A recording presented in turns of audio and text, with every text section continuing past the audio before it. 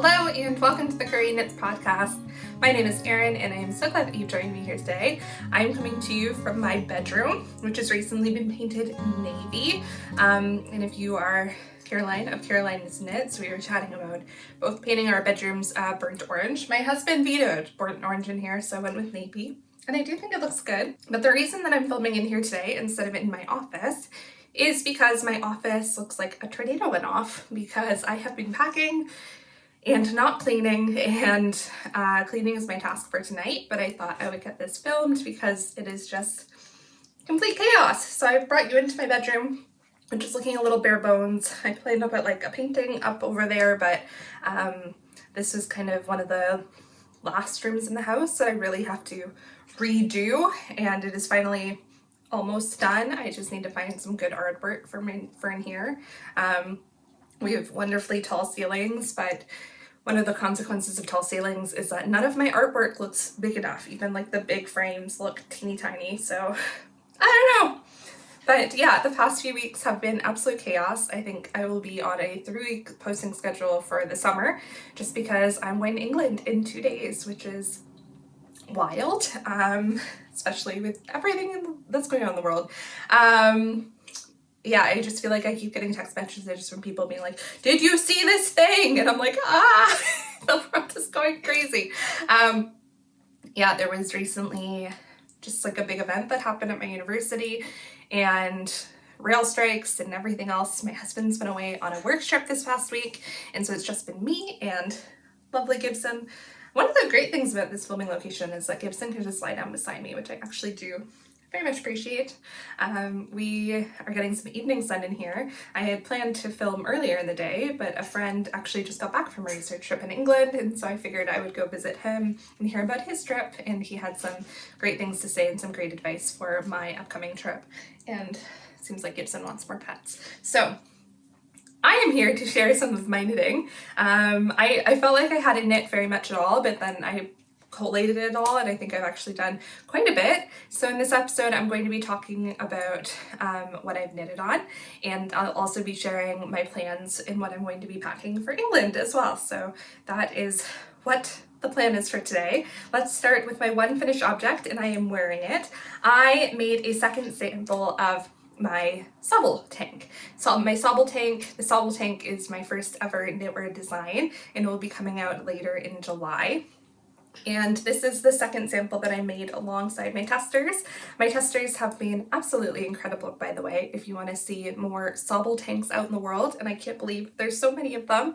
You can look at the hashtag Sauble Tank on Instagram, or I think that there's some up on Ravelry as well that I'll link below, but they're making just all different colors of the rainbow. But I wanted to make a second sample following the pattern, and I made a size down from what I had made before. So my green one was in a size 5. This one is in a size 4, so it has a little bit less positive ease, but I think it fits really well. It has these diamond patterns on it. It's thicker straps with a scoop neck so that you can wear a bra comfortably underneath it, and mine is a cropped length. Excuse the shorts I'm wearing, and the diamonds go on the back too. So yeah, I am really happy and pleased with how this tank top turned out. I have knit this in, oh, I've still got an end just hanging out there. Tuck that in. I knit this in 2 strands of Knitting for Olive Pure Silk all together, and it is in this kind of taupey color. It wouldn't necessarily be a color that I choose for myself, but I actually traded with Knit Granny Knit on Instagram for some needles that I thrifted, and she sent me this yarn in return, and I actually only used about 3 balls of it for this tank, and so I have another 3 balls left for a future endeavor. I'd be very interested to see how this yarn dyes, because I don't think I necessarily need more than 1 shirt in this color. So yeah, I don't know, but I really love the way that this turned out. I really like the Knitting for Olive Pure Silk held double. I've only ever held it with like an alternative yarn, like a cotton or a wool. I've never held it just on its own, like on its own, and I think it's really makes a beautiful fabric. It is a denser fabric than I perhaps thought it would be, which worked out really well because this tank top is in a thicker DK. It was intended to be knit in Sandnesgarn line or Lena, and I don't know if I'll add this yarn to the recommended yarns list. I might. it's not too hard to calculate the yardage for it, and I think I got gauged bang on the exact same needles that I knit with Santa's Garnlina, and so I think that it could be a good contender if you were planning to knit this tank and want a little bit more of a luxurious version. I think it's a really good one. The test is going well. It is, of course, my first ever time running a test knit, and I have definitely learned a lot. My testers have been absolutely incredible. The first week was a lot of figuring out some simple problems with the pattern. My biggest fear is that someone would come along and be like, none of the numbers make sense, or even worse, they would have knit through the whole thing and then it just didn't fit right. Those were my biggest fears, and those have not happened. A few of the numbers have been a little bit off, especially the number of the ribs in this neckline, but we seem to have ironed that out now. And I am just so thankful for every single person that has been with me on this journey of testing my pattern, because it has been a journey, and I'm sure they will be relieved to know that any money that I make selling this pattern, I'm planning to put back in to be able to get a tech editor for my next pattern, because that was always my plan, but I didn't want to put money into something where I'm starting out new. I think it's fantastic, the people who do that, but I just didn't even know, and I still don't know. Excuse the sirens. I still don't know how this is gonna do, and to be completely honest, I cannot afford to just be putting a bunch of money into something if I'm not getting any in return. And I'd be very happy to keep doing this if I literally made enough to pay a tech editor for the pattern. Like, I don't feel the need to be making a huge profit, although obviously that would be nice, but I would just love to make enough that I can pay a tech editor next time around, so that there is a little bit less work for my testers to be doing. Obviously testers will still catch things, and I'm very excited to have them in my corner, and I'm just so thankful for them. But it's been really interesting just seeing the process of it, and it's been really like magical. I keep running to my husband and being like, there's another one in the world, look, this is my tank top. So it's just really cool seeing people make your designs, and I just feel so thankful to be part of this knitting community and to be cared for by this wonderful group of people as you kind of expose yourself in the world. It's very, exposing, I suppose, to take something that you've made and put it out into the world. It's been very nerve-wracking for me. I've been very like, what if everyone hates it sort of thing, but I've gotten some really amazing feedback that people are liking the way that the shirt is fitting, the tank is fitting. Some people have even immediately gone on to make a second one, and that is just the best feedback I could ever hear. It is knitting up really quickly for people. A lot of people have finished already, which is really cool to see. And so yeah, if you're wanting to make one yourself, the pattern should be out, I think, the last week of July, and I am really looking forward to being able to make more things just out of my head. And I will say it has kind of unlocked the ability to make things of my own. It's really cool to be able to think of something and then to be like, oh, I can just make that. Like, I don't need to find a pattern. I think my default will still be think of something that I would like, look for a pattern, and then if there isn't a pattern, then to make it myself. I don't think I will ever be designing for the sake of it, and I can't see myself ever making like a too basic of an item, like a basic raglan, because I think there's other designers out there that have done it and have probably done it better than me, but something like this, where I've come up with a really cool lace pattern, I'm very happy to put that onto something and make it a little bit unique and to see how it goes, and people seem to be liking it, and I'm really, really happy to hear that. So let's move on to my works in progress. It's the only thing that I managed to finish because I have just been working on larger projects. This is a quick knit. This is like a week of consistent knitting. You can get her done, but the other ones are definitely a little bit more onerous than that. My first work in progress is one that you have seen before, and it is a quick little raglan. Oh, I've lost stitches. I'm gonna leave it. It is one that I just decided to whip up. I'm not planning to make a pattern out of this. It was actually meant to be a bit of experiment that failed. So this is a basic raglan that I am just making myself, and I have just put the design from this on the sleeve. So I finished one full repeat of that, and I've started the second repeat. So if you wanted to do this, you can make any raglan pattern, and then when this comes out, just take the lace pattern and stick it onto the arms. That is all that I have done. I wanted to see if there's a way to make this travel along the raglan so that when I make the sweater version, you good? Okay. So that when I make the sweater version of this tank, which is something that I'm planning on doing soon. Hello, sir. Gibson wants to be the star of the show. Gibson, would you like to say hello to the people? You don't know what's going on, do you? Yeah, okay, you're a good boy. You're a good boy. So that when I make the sweater version, I would have loved to make a raglan, just because although drop shoulder is my favorite type of design to wear, raglan's my favorite type to knit. And so it didn't end up working out, and I ended up ripping it out, but then I figured I would love to actually have a fingering weight raglan t-shirt. I think I would wear it really quite often. So I'm knitting this in linen quill, and I have done this far, maybe halfway down the raglan, I would say. It's going to be a lot of stitches on there, but with the fingering weight, it would be a lot of stitches. I'm knitting this on a 3.25 needle, and I am increasing every other row. I did 2x2 ribbing, and I think I cast on, oh, I forget now. I feel like I cast on around 80 or 90 stitches, and then I just did some short rows in the back to raise up the neckline. And I didn't do any calculations for the short rows, so I don't know if it's gonna block out, but it does seem to pucker a little bit, and I think it'll block out, but that's just because I didn't bother to do calculations because I knew that I wasn't making a pattern out of this. This is just for me, and that is why I would recommend following a raglan pattern, because I think that they would probably do it better. I am not putting the time that I would have into this had I been putting it out for consumption. So yeah, that's this. I don't think I have much else to say about this. I keep going back and forth on whether to bring this to England for me, because on one hand I think it would be a really simple thing to bring along to knit on trains and such, but I have not skeined up the 2 other skeins of linen quill that I have, and the idea of doing that right now sounds like a chore to me, and I have so many other chores that I need to do that I don't know if I'll do it.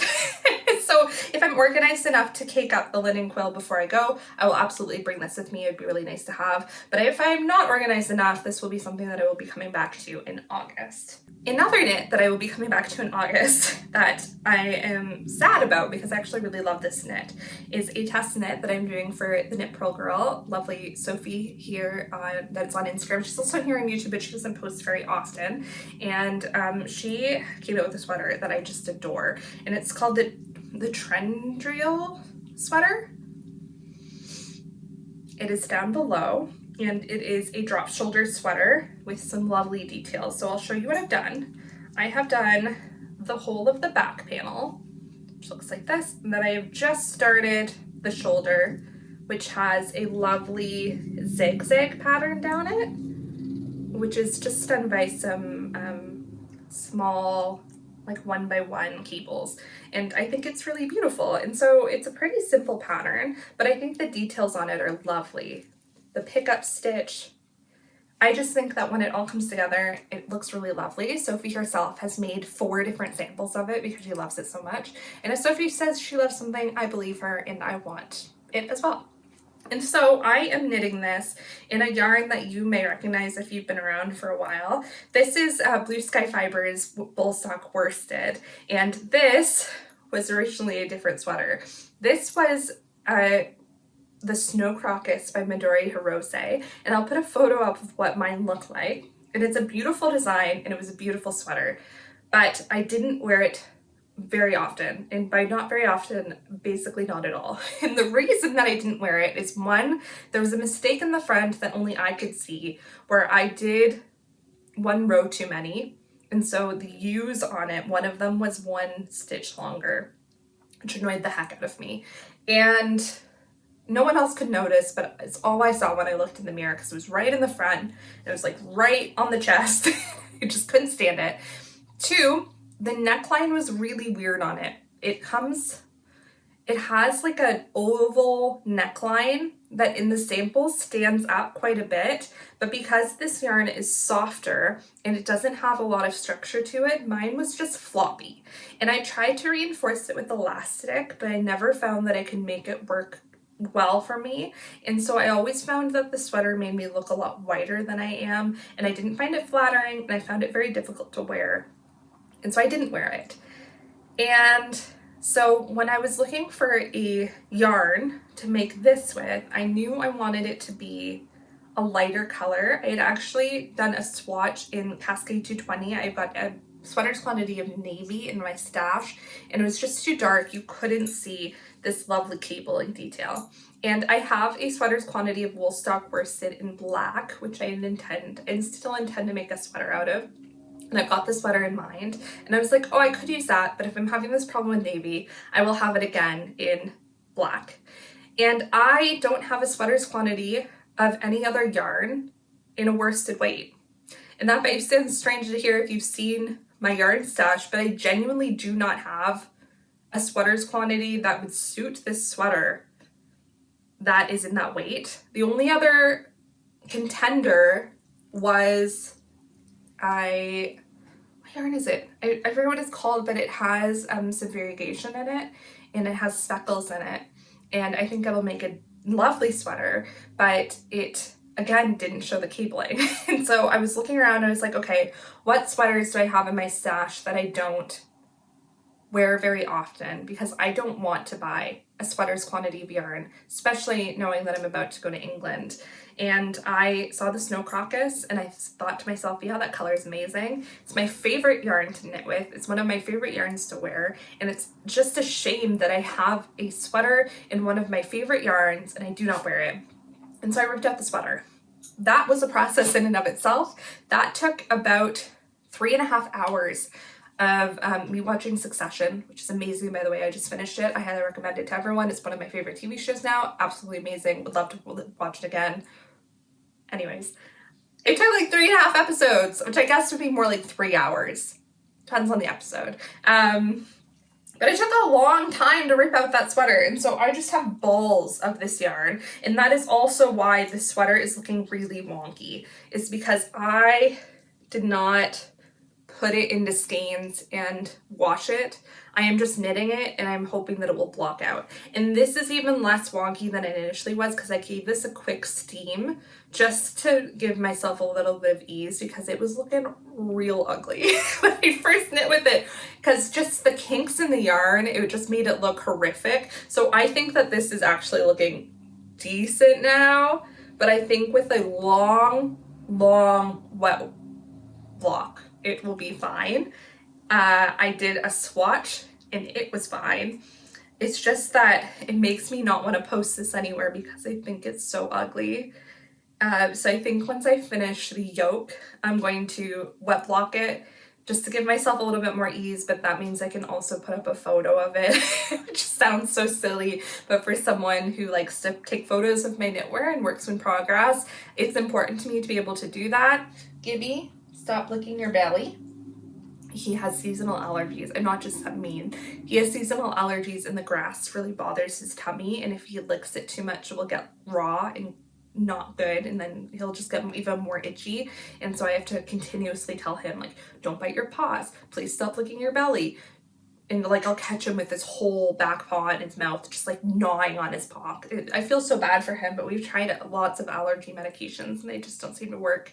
But that was an aside. Anyways, yeah, I'm happy that this yarn is going to be put onto a project that I will hopefully wear a lot more. I've got a pile of sweaters that I actually plan to do this with, just because I really want things in my wardrobe that I will wear, and it just seems such a shame to donate a sweater that's a quantity of wool that was made for my body, that for whatever reason, because I knit it when I was a young knitter or because something with the pattern doesn't suit me, just seems a shame that it might go to someone that doesn't appreciate the 100% wool content or doesn't know it's 100% wool or whatnot. So I would just rather knit it into something else, especially if I can't think of someone to gift it to, which is also an amazing option. But yeah, So anyways, I'm happy that I'm using this yarn. I'm very happy that I will have another sweater quantity in this, or another sweater in this beautiful yarn. My favorite, one of my favorites of all time,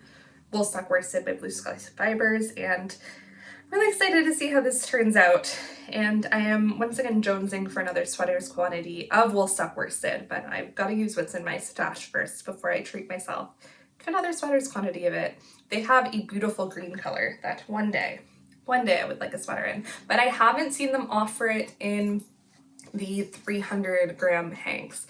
One of my favorite parts of Woolstock Worsted is they sell them in the 100 gram hanks that you'd normally see, but they also sell them in these chonker 300 gram hanks, and I can get a sweater out of 3 of them, and I think it's both good value, but also it's just so nice to not have to weave in so many ends. So I really, really like their yarn for that reason as well. My next finished object is one that I'm definitely taking to England with me, and is one that has been a long time coming, but I'm finally making some meaningful progress on, and it is my April cardigan by PetiteKnit. I have split for the sleeves. Hurrah! I feel like I've been working on this thing forever and just never making any progress. So yeah, it's looking like this. I think it's just going to be such a useful FO. Oh, and as a comparator, just so that I can prove that my knitting isn't naturally that wonky, look at my tension. It's near perfect if I say so myself.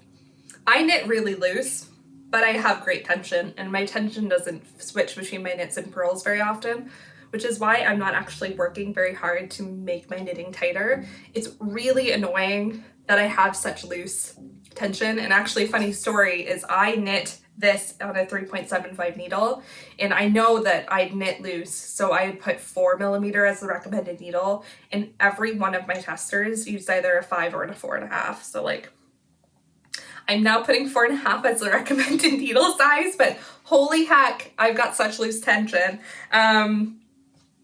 It doesn't bother me until I have to knit a very tight garment that recommends like a 3mm needle, and you expect me to go down to like a 2.5. Like, I'm just not doing that. So that's why I love the idea of fingering weight garments, and I have made half of a one, as some of you know, and I will talk about next, but yeah, it's a little bit tough for me, but I'm not working to fix it because I'm worried that if I start messing with my natural tension, the way I naturally knit things, my knits and purls are gonna go off tension from one another, and that seems like a worse problem to have, to me at least, to have a different tension for your knits and purls. I know there's lots of ways of mitigating it, but I don't want to deal with it. Anyway, that was an aside.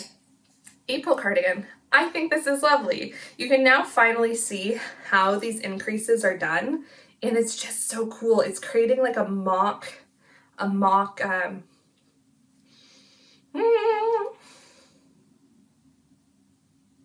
saddle shoulder. It's creating a mock saddle shoulder, which I really enjoy, just the way that those increases are done. And then you go into more of a traditional raglan to make this arm. And I just think it turned out really, really nice. It is fitting super well. I can already tell it's going to be so warm. And I just think it's going to be the perfect staple in my wardrobe. So it has a V that goes down to about here. And then I am just knitting back and forth on the body, and I will be knitting back and forth on the body for a long time, I think. It is knit on 4mm needles, which I think was the recommended. I think I sized down to accommodate for my gauge being 2 stitches more, if I remember correctly. And I figured if a cardigan's a little bit bigger, so be it. Doesn't bother me any. One of the main reasons that I'm bringing this with me to knit is that I am going to Scotland at the end of my trip. I guess I'll insert this now so I can give some context. So I am going to England primarily for a conference, and then to go to the archive. I'm a historian. I'm getting my PhD. I'm doing archival research to be able to get that PhD. And so I'm situated in Maidstone for the majority of my stay, which is in Kent, like an hour outside of London, if you're not as familiar with England.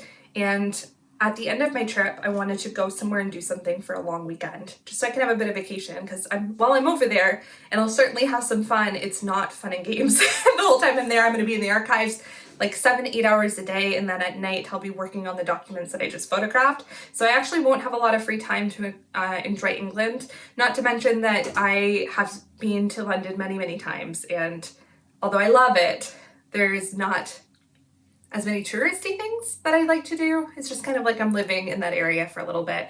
And London will be a bit of a ways away anyway. So while I'll do some weekend trips, I'm not really on vacation while I'm there. But I was debating whether to go to Berlin or Bergen or Athens, and I ultimately decided I really want to go back to Scotland. And so I'm going back to Scotland, which I'm very excited about. I had really wanted to go to the Isle of Skye, and I was trying to find a tour that went out of Edinburgh, because if you don't know, Edinburgh is my favorite place in the entire world. I love it there. If I could move anywhere in the world, I would move to Edinburgh in a heartbeat. Yeah, I'm trying to get my husband to go over to Edinburgh with me, just so that he can see it, and maybe he'll fall in love with it too, and then we can just move to Edinburgh and live out a beautiful life together. But alas, I'm here in Southern Ontario, where the fires make it so I can't go outside. Yeah, anyway, so I couldn't figure out with my dates a tour that goes to the Isle of Skye, which is on the western coast of Scotland, from either Edinburgh or Glasgow that would work for the dates that I could be there. And so I was trying to figure out, do I rent a car? Can I go there myself? And a lot of people on Instagram were saying, like, you do not want to rent a car in Scotland, especially if you're unfamiliar with driving on the wrong side of the road. There's a lot of switches. Like, I wouldn't rely on that. And so I figured, why not just fly into Inverness, and I can do a day trip for Inverness, and then I can do it any day of the week. And so I have booked into Inverness for 4 nights, and one of those days I will be doing a full day trip to the Isle of Skye, which has been on my bucket list for like a decade. I have wanted to go there forever. I wish I was spending more time in Skye hiking around, but solo hiking is something that would worry me a little bit. I'm a good hiker, but I'm not a good, I haven't been in the wild out on my own very much. So I think I would be well suited to it, but I don't have training. So I feel like I'd have to go with someone. And the hotels in Portree, which is the main city on the Isle of Skye, is exorbitantly expensive and was pretty much sold out by the time I went to look. 2 months in advance, might I add. But they were already pretty much sold out. It's kind of a tourist destination, especially for those in the area.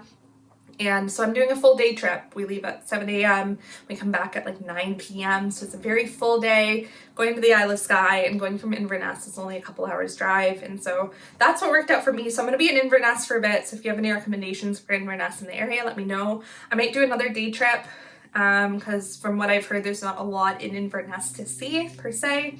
Or my other plan is that I am going to try and rent a car in the south of England for a day, because I will have to go to some neighboring archives as well.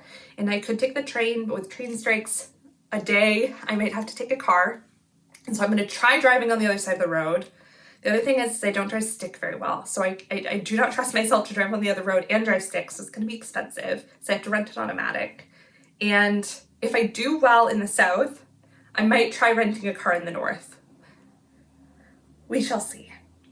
But if I don't, I might jump onto another day trip. So we shall see. There's lots of slots left in the company that I typically go with. My dog is so cute. Sorry, I'm just looking at him in the camera. Look at him.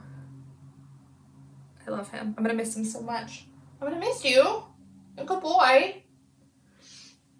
Anyways, yeah. So the reason that I'm bringing this cardigan and another cardigan that I'm making is that I'm hoping that it will be done by the time I get to Scotland, so I can wear it in Scotland so I can be warm, because I'm not bringing that many sweaters because I'm in the south most of the time where it will be hot and I don't have much room in my luggage. And so I figure if I just make a sweater that it is my knitting and my sweater for while I'm there.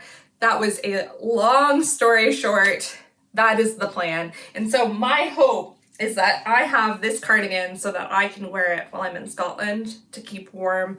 It might be warm while I'm there, who knows, but in Inverness, warm is like 15 degrees, and so I am planning to need a sweater while I'm up there, and I'm bringing a rain jacket, but it would be nice to have this underneath, and that is my plan. And so hopefully my FO shot of this cardigan in particular will be me, on the Isle of Skye, looking beautiful in a beautiful scenery, and that is the dream. That is the picture. We shall see.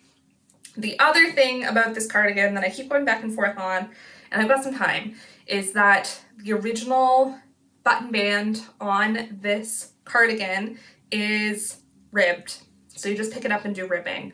But a lot of people have opted to do a double knit button band instead. And I'm going back and forth on whether to attempt the double knit button band. I have never done one before. And to be honest, they confuse me because the only way that I can think of a knit, like a double knit band working is if the stitches went this way, but they don't, they go this way, if that makes sense. So I'm going to have to read how to do it. I have a pattern that does it.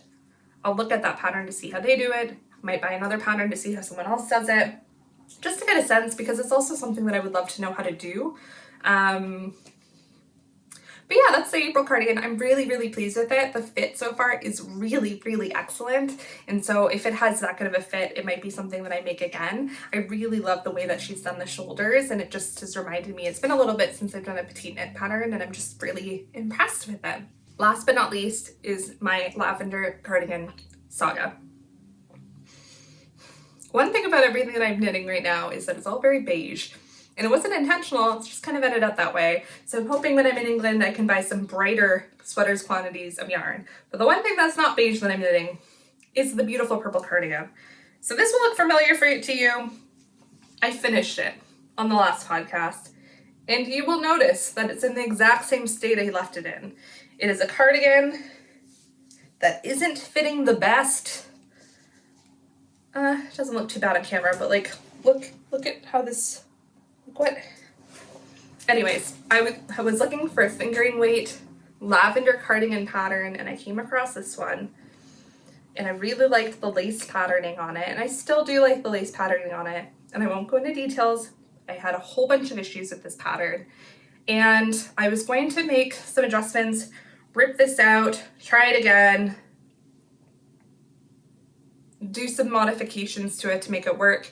And I was sitting there thinking about what I wanted to do with this, and I just realized I wasn't excited to knit on this cardigan anymore. I did not want to finish it. I had no interest in finishing it. Seemed like a chore. I didn't want to do it anymore. And so I thought to myself, you don't have to. Don't do it anymore then. And I gave in. So my whole problem with this was that I had bought, this is Ficalana arvetta, and I had bought this to pair with a mohair that I had thrifted, and they did not go well together. And I wanted it to be a summer cardigan, and so I didn't want to buy a mohair, and so I bought some linen quill to go with it, and the linen quill didn't go with it either. Then I was convinced into making a fingering weight cardigan, which I do think is beautiful, by the way. I would definitely make another fingering weight cardigan, and I think that this fabric is nice, but I could not do it twice in a row.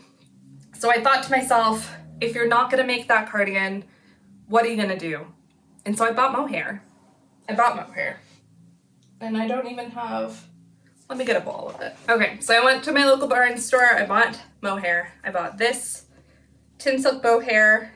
It is a lavender color. It is just a little bit bluier than this one. This one skews a little bit more pinky. This one skews a little bit more blue. But I thought they would look really good together, and they did not have the matching tilia to this color.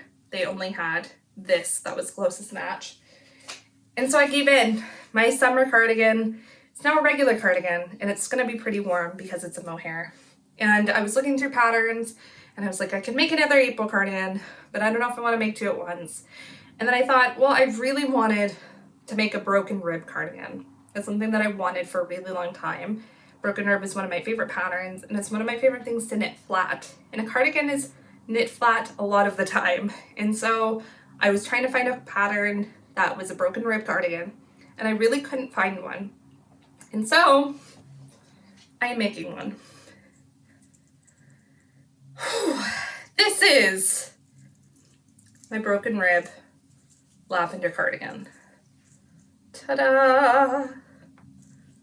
So, as you can see, I'm kind of in a weird spot to be showing this to you, but I basically did the back panel, increased, came down, stopped, and then picked up the front, and I'm doing increases. So this is along the side of the cardigan here. This will fall to the back. Ta-da! So I had initially thought that I was going to do this in kind of a funky half fisherman's rib that I've been playing around with that does, I don't actually know what the stitch is called. I doubt I've invented it. I invented it in my head. I didn't see it anywhere, but I know it must, I mean, in the plethora of all knitting stitches, it must exist in the world. I don't know what it's called. It's like I've been calling it a half fisherman's broken rib, and I was doing the sweater in that, but then it was twice as thick. And I was like, I am moving so far away from the summer lavender cardigan that I had imagined that I went back and I was like, just do a regular broken rib. And I really love the fabric that this is creating. I think that was a really good choice. I might do another pattern with my funky fisherman's rib one day. I also really love fisherman's rib. It's one of my favorite patterns, or stitch patterns as well. I just love like variations on ribbing. I think they're really fun to knit, and I think they're really comfortable to knit on my hands because you don't have, like this one, I've got strings of knits, which is usually okay for my hands, but the strings of pearls hurt my hands a little bit after doing it for a very long time. You do not have strings of pearls with this because your right side rows are knitting the full row and the wrong side row is knit one, purl one. And so I just find it really comfortable to knit, especially when you're knitting something flat. Overall, with the arms, I think that a broken rib cardigan probably has just as many pearls as regular cardigan does, but they're split up, and for me, that's what really matters, especially when it comes to my hand health. And so, I'm really happy with this. I'm really hoping that it will go well.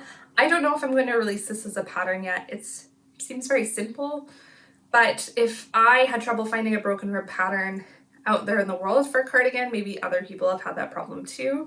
So maybe it is worth releasing in the world. I'll see how it turns out. I'll see how it fits. My basic plan for this is it's going to be, of course, a drop shoulder cardigan. I'm not planning to do anything crazy with it. I thought I might do shaping along the back to kind of make it kind of come in to give yourself a little bit more like a curvy on the back, but I think I'm going to knit it straight down and do a very simple cardigan. It's going to have ribbing along the bottom to end off the cardigan and on the cuffs. And then I've been going back and forth on what to do with the button band, and I'm going to see how the double knit button band of the April cardigan goes if I decide to do it. And I think a double knit button band on this would suit it really well. I'm worried that if I do a ribbing on the button band, it might look a little weird next to the broken rib, but then again, all the cuffs will be a rib. So I don't know. I keep going back and forth on what I'm going to do that with, but overall, I'm super happy. It makes me so happy to look at this color. It makes my hands happy to knit this pattern. I really like the way that it looks. I just think it's a beautiful thing. Broken rib, like I just love it. Like I never find myself looking at broken rib and thinking, oh, I wish that wasn't broken. You know what I mean? And so for me, it's just the perfect pattern to make a ribbed cardigan in. I don't know. I'm really, really happy with it. I decided to do this detail along the back. I always like when there's a cleaner looking pickup, and I think that looks really clean. And that's what I really wanted to go for in this cardigan, was something that looks clean, simple, but a little bit of interest. And I think that this could be done with plain colors, but what I have in mind is other bright colors, as I would love to make this in a bright green. And I just think it's a really cool cardigan. And so I'm really happy to have been making those changes, to have switched, to allowed myself to switch, to not think, oh, I've invested so much time in this cardigan that's not working for me, so I have to stick with it. I'm really pleased with my decision, and I am really excited to work on it. I've been working on it a lot. I only cast it on like 5 days ago, so I've done quite a bit on it, and I'm just, yeah, it's making me excited for my lavender cardigan dreams again. By the time I finish it, it'll probably be out of season. It would also be lovely to wear that in Scotland if I finish it. That's one of the projects that I'm bringing. But yeah, I don't know. I don't think I said what I'm knitting my April cardigan in, by the way. It's knitting for Olive, Merino, and Pure Silk. No, Merino and Silk Mohair, of course. And then this one is in the Tilia and Santa's card, as I had shown, this ribbed one. So yeah, if you would be interested in knitting something like this, please let me know. If people are interested, I'll definitely write up the pattern for it, and it will be tech edited. But yeah, if I do something like that, that would definitely be something that the test would open in like fall. Yeah. Speaking of what I'm bringing to England with me, so I'm going to bring these 2 cardigans here, and I think I'm going to bring this sweater as a sweater, and I will unravel it on the go. It might be a dumb idea, but I think that's the plan, and if I'm in somewhere, if I'm in a place where I can't unravel, then I have the April, and I think it'll be fine. And I forgot one more thing. Hold on. The only thing that I am bringing that is not yet a thing, that is in yarn form, I put in here. I am planning to make the Sauble sweater, and so I'm bringing that to knit with me as well. It means that everything I'm bringing is a little samey. It's a fingering weight and a mohair. I didn't intend it to turn out that way, just kind of has. So I am bringing, again, Knitting for Olives soft silk mohair and the merino in the color Rust. And I got this in their last relief sale for Ukraine, and I, love this combination of yarns. It's one of my favorite, but I've been waiting for something to cast this on, and I think that the Sauble Tank will be a perfect match for, or the Sauble sweater, sorry, will be the perfect match for it. And so this is what I'm planning to bring. I went back and forth for a while on whether to make the Sauble sweater in a worsted weight or in a DK weight. And I ultimately decided that I think that this stitch pattern needs a slightly smaller gauge than a worsted weight would warrant, because there's only so much space you have in the shoulder here, and with less stitches I don't know if I could be able to extend the diamond out as far as I'd like to. And so I decided to keep with the DK weight, this is also DK weight, and just make this into a sweater. And so it is going to be a drop shoulder sweater, and the test for it will be, I'll be doing a tester call basically once I finish. I'm thinking likely September for a November release. So that's kind of my plan for the Sauble sweater. And then I am planning to do a Sauble cardigan as well. I don't know if it'll be in this next year, but it's kind of in the works. But yeah, that's what I'm bringing.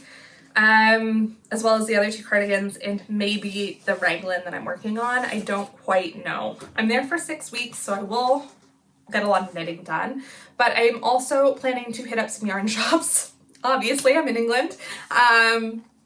And who knows, maybe I'll see something and want to start knitting it right away. Maybe I'll buy something and want to start knitting it right away. I was really hoping that I would get to go to the, the company that does all the cone alongs. Oh, their name is escape. Woolly Knit, I think that's their name. I'm not too far from their store, and I was really hoping that I get to go because I've always wanted to try their yarn, and it seems really affordable and a really good price, but it just does not work out with timing. It would be such a long detour with just the way the train routes are, and I just couldn't justify it, so I'm not going. But I'm staying in an Airbnb, and I'm curious if I'll be able to get something shipped there, because to get their yarn shipped to Canada with duties and taxes, duties are taxes, and shipping, it is exorbitantly priced. Like, it is way too much money to get it shipped over here. I do not think it's worth it, but shipping in the UK is relatively inexpensive, and so I'm wondering if I could get some shipped to me. So that is a brand of yarn that I'd be really interested to try. I also really love the DK fleece, yes, West Yorkshire spinners that I had gotten last time I was there, and would be interested in getting another sweater use quantity of that. Other than that, I want to look around and see what I find in the yarn shops. To be honest, I suspect that I'm going to end up buying a sweater's quantity of either Sandisgarn merino or KFO merino with the pairing mohair, just because it's a combination that I love so much, and it is cheaper to get it in Europe than it is here, so I can very easily see myself buying a sweater's quantity of that.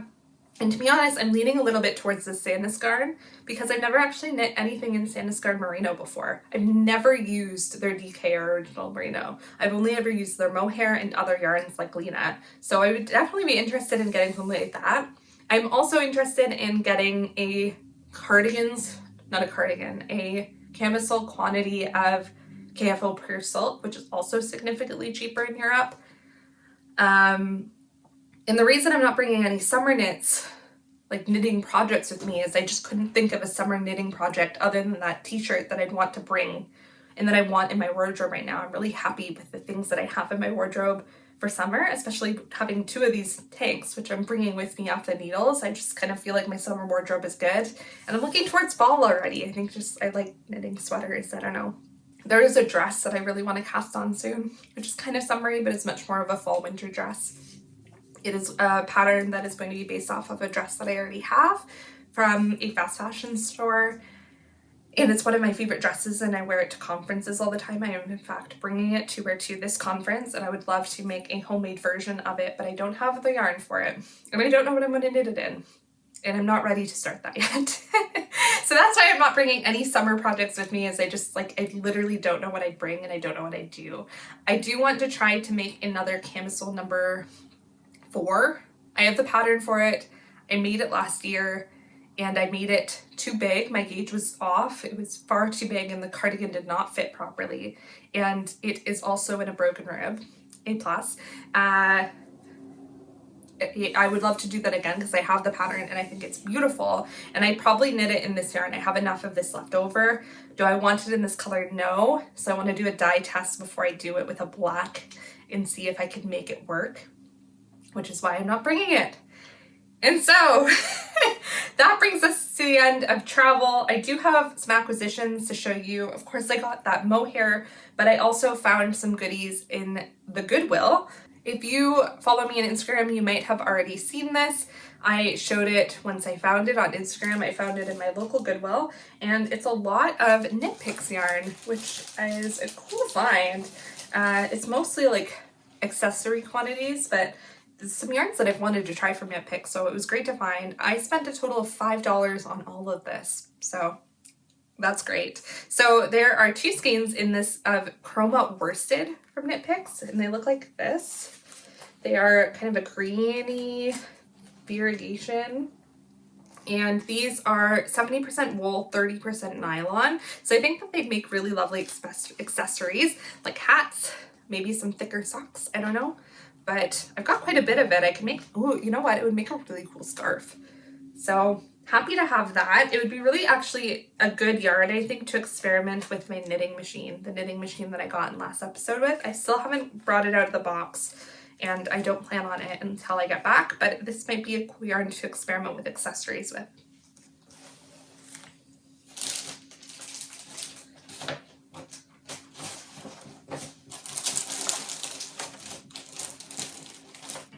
There were 2 other balls of that chroma in there, but it's very confusing because I thought the chroma was supposed to be like variegated like this, but these are just plain gray. So I've got 2 more balls of it. I hope I like it. Yeah, good to try. I'm very interested to see how the nylon content will affect it. It kind of feels like a Rowan yarn I've once tried. But you can definitely feel the nylon in it. It doesn't feel like 100% wool, but I think that will give it some strength for some hard wearing accessories, or at least that's my hope. Maybe it'll help it pill a little bit less.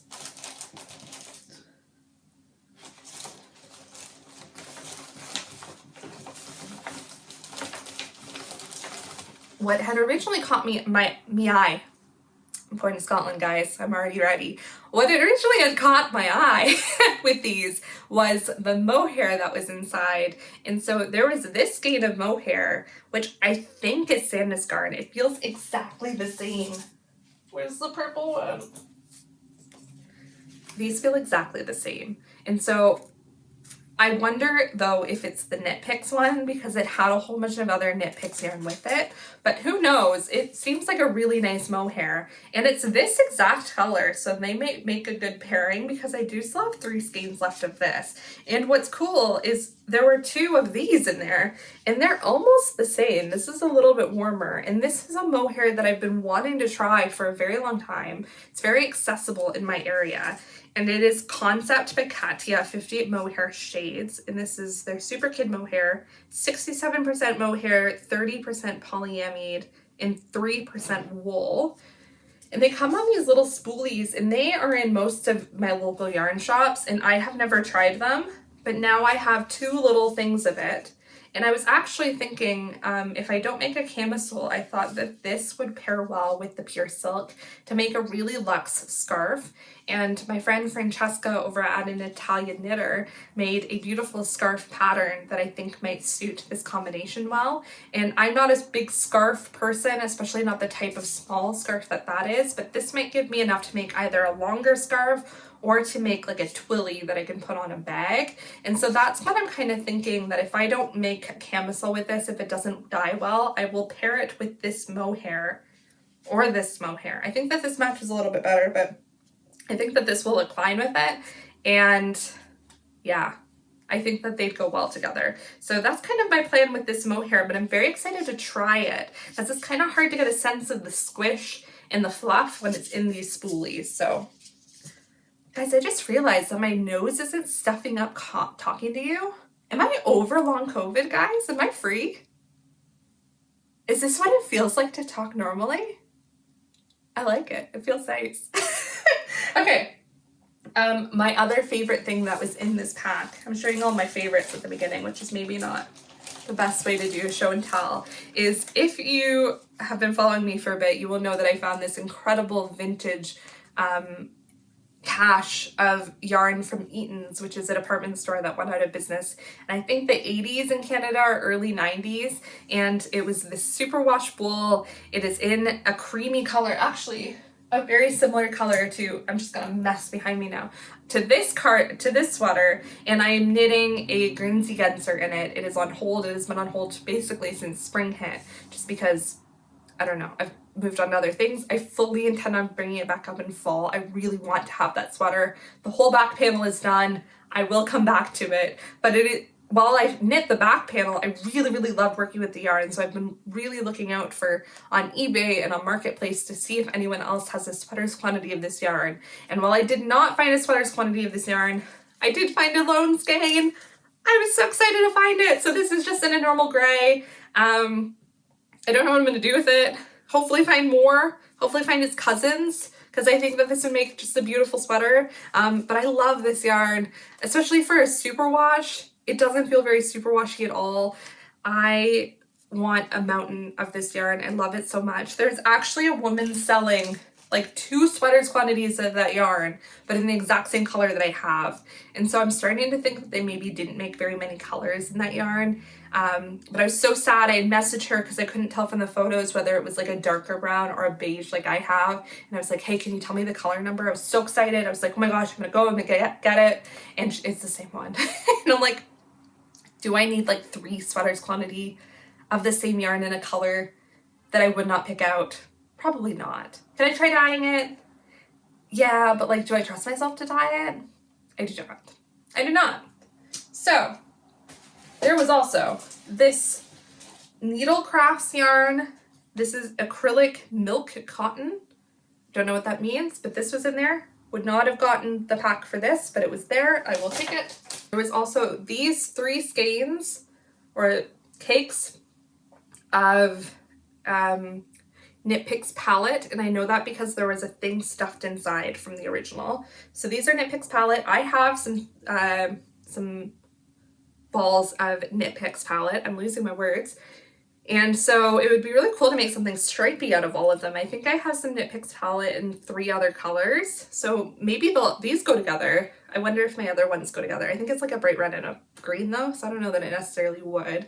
But it is a yarn that I really enjoy. And so I'm very happy to have some more of it. And maybe it will go into the hypothetical blanket I keep thinking I'm going to make, or a stripy sweater one day, or some color work maybe, held double. I don't know if I do a fingering weight. By the way, palette is a fingering weight wool, 100% wool, and yeah, I don't know if I'd make a fingering weight color work sweater, but I could hold it double, and so that's cool. That's going in the stash. And last but not least, and maybe the least exciting, is I'm pretty sure this is acrylic, and this was in there too. So that was my thrift find, the last thrift find before I leave. Will I be trying to thrift some wool in England? I don't know. I have never been to a thrift store in England. I've only ever been to like proper vintage shops in London, so I might try to find one in Maidstone where I'll be staying and see what it's like. I would be interested. I found that the few thrift stores that I have been to in Europe aren't as gemmy. Maybe I've just gone to the wrong ones, but I have not found as many gems. So I don't know if I'm just living in a really good region for thrifting, but I have found some good things, and I thank the people who donated so that I can benefit. But anyways, I think that's all I have to say. I hope you are all having an amazing summer. I am very excited to go on the trip.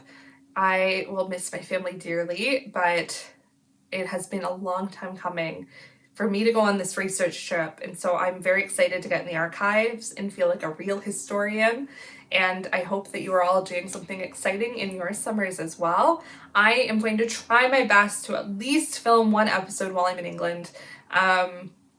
My concern is that I am in an Airbnb, but I don't have the whole house to myself. I am renting a room. And knowing me, I doubt I will be comfortable talking to a camera when there is a stranger in the house.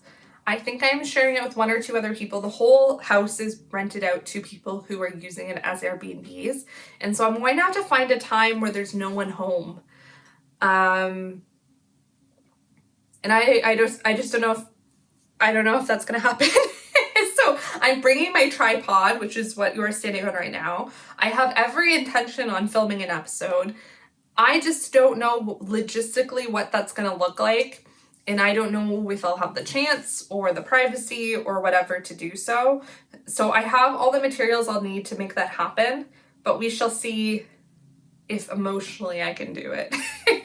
Maybe if all else fails, I'm in a hotel in Inverness. So at the very least, you will get an episode from me before I leave. But I'm also in one in Leeds, but that'll be next week. So I think that'll be too quick of a turnaround. But yeah, fingers crossed I'll be able to make one for you guys in Maidstone. But if you don't see me for a while, check out Instagram. I will definitely be on there. I will definitely be posting about my travels and my adventures. I just, I don't know if I want an impression of me to be that I sit and talk to a camera for a little bit about knitting. That might be a conversation that I don't necessarily want to have with people that I'm living with that are strangers. So yeah, have a wonderful summer if I don't see you. Tell me what you're knitting on down below, or tell me something that you're excited for to do this summer. And I will see you next time. Bye!